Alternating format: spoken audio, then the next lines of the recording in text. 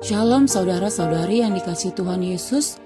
Saat ini kita akan merenungkan kebenaran firman Tuhan dengan tema firman Tuhan versus tradisi yang terdapat dalam Injil Matius pasal yang ke-15 ayat yang pertama sampai ayat yang ke-20. Saudara-saudari yang dikasihi Tuhan Yesus, setiap bangsa atau budaya di dunia ini pasti memiliki adat dan tradisinya masing-masing. Apalagi di negara kita yang terdiri dari keberagaman budaya, pasti sangat banyak adat dan tradisinya. Tiap-tiap suku memiliki kebudayaannya masing-masing.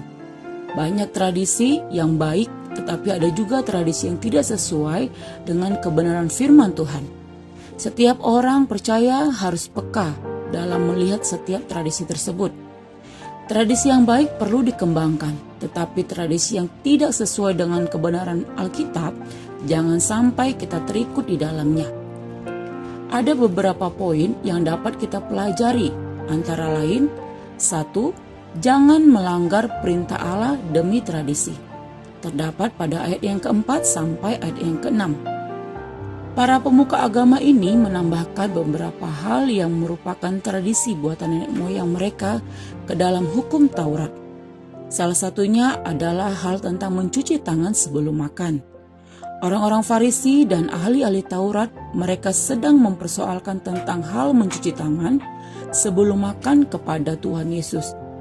Mereka lupa bahwa ada hal prinsip yang jauh lebih tinggi lagi yang harus mereka lakukan, yaitu menaati firman Tuhan. Terdapat pada ayat yang ketiga.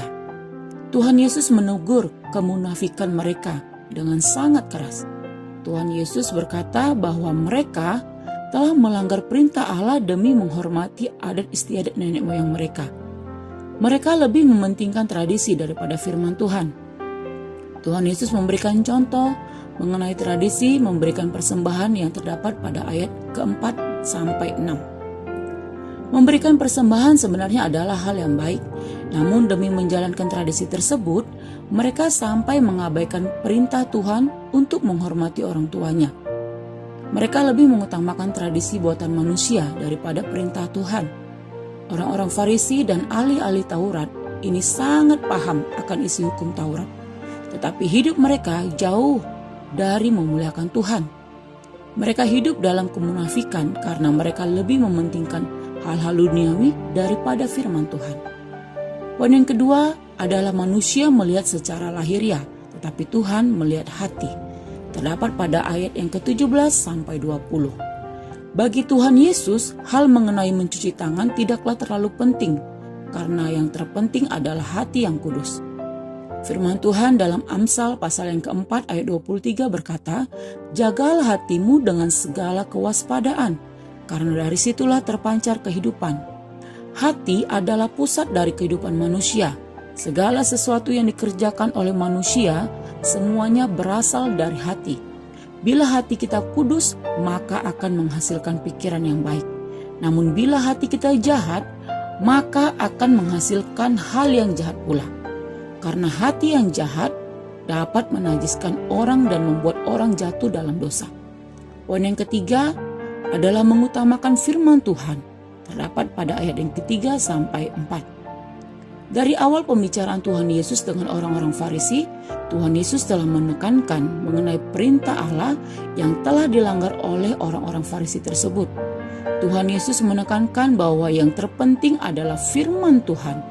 Firman Tuhan harus dijadikan fondasi dalam kehidupan kita. Segala sesuatu yang ada di dalam hidup kita ini haruslah kita lihat dari kacamata firman Tuhan, termasuk di dalamnya mengenai hal adat istiadat. Karena adat istiadat itu adalah buatan tangan manusia.